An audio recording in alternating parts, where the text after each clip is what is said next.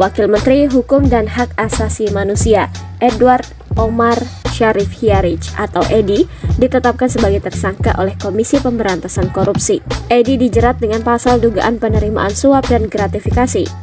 Pada penetapan tersangka Wamenkumham, benar itu sudah kami tanda tangani sekitar 2 minggu yang lalu, kata Wakil Ketua KPK Alexander Marwata Kamis 9 November 2023. Perkara dugaan korupsi yang menjerat Edi ini berawal dari laporan Ketua Indonesia Police Watch Sugeng Teguh Santoso terkait dugaan penerimaan gratifikasi 7 miliar rupiah pada 14 Maret 2023. Edi diduga menerima gratifikasi 7 miliar rupiah dari pengusaha bernama Helmut Hermawan yang meminta konsultasi hukum kepada Edi. Selain Edi, ada 3 tersangka lain yang ditetapkan tersangka oleh KPK. Dikutip dari laman Kemenkumham, Edi lahir di Ambon, Maluku pada 10 April 1973. Edi lulus SMA pada 1992, kemudian melanjutkan studi S1 dengan mengambil jurusan Sarjana Hukum di Universitas Gadjah Mada pada tahun 1993 hingga 1998.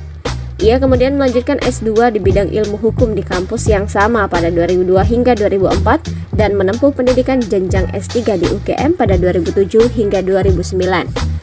Sebelum menjadi Wamenkumham, Edi fokus sebagai dosen di Fakultas Hukum UGM. Kemudian pada 2002 hingga 2007, Edi menjadi asisten wakil rektor bidang kemahasiswaan UGM. Sejak 1999, Edi menjabat sebagai dosen UGM dan menjadi guru besar ilmu hukum pidana UGM pada 2010. Jabatan Wamenkumham diembannya sejak dilantik Presiden Jokowi pada 23 Desember 2020. Dikutip dari Kompas.com pada 23 Desember 2020, Edi sebelum menjadi Wamenkumham dikenal sebagai salah satu sosok yang mengkritik Undang-Undang Cipta Kerja. Dirinya saat itu menyebut Undang-Undang Cipta Kerja berpotensi menjadi macan kertas karena tak memiliki sanksi efektif. Ia juga menilai ada kesalahan konsep penegakan hukum dalam Undang-Undang Cipta Kerja, terutama terkait pertanggungjawaban korporasi ketika melakukan pelanggaran. Menurutnya, dalam undang-undang itu, pertanggungjawaban korporasi berada dalam konteks administrasi atau perdata. Edi tercatat beberapa kali menjadi ahli dalam persidangan. Ia pernah dihadirkan sebagai ahli dalam sidang kasus penodaan agama yang menjerat Basuki Cahayapurnama pada 2017. Namun, kehadiran Edi pada saat itu sempat menimbulkan persoalan yang membuat jaksa penuntut umum menolak kesaksian Edi. Pasalnya, Edi sempat menghubungi jaksa dan menyatakan bahwa dirinya akan diajukan sebagai saksi ahli oleh penasihat hukum jika jaksa tak menghadirkannya sebagai ahli.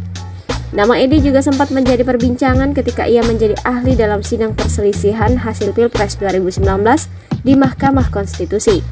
Saat itu, Edi dihadirkan sebagai ahli oleh pasangan Capres dan Cawapres nomor urut 1 Joko Widodo Ma'ruf Amin. Dalam sidang tersebut, kredibilitas Edi sempat dipertanyakan Bambang Wijoyanto yang saat itu menjadi ketua tim hukum pasangan Prabowo Subianto Sandiaga Uno. Ketika itu Bambang menanyakan berapa banyak buku dan jurnal internasional yang ditulis Edi terkait persoalan pemilu. Sosok Edi juga pernah menjadi ahli dalam sidang kasus kematian Wayan Mirna Salihin yang juga dikenal sebagai kasus kopi sianida. Pada 25 Agustus 2016, saat itu Edi mengatakan pembuktian hukum dalam perkara pidana tidak memerlukan bukti langsung atau direct evidence.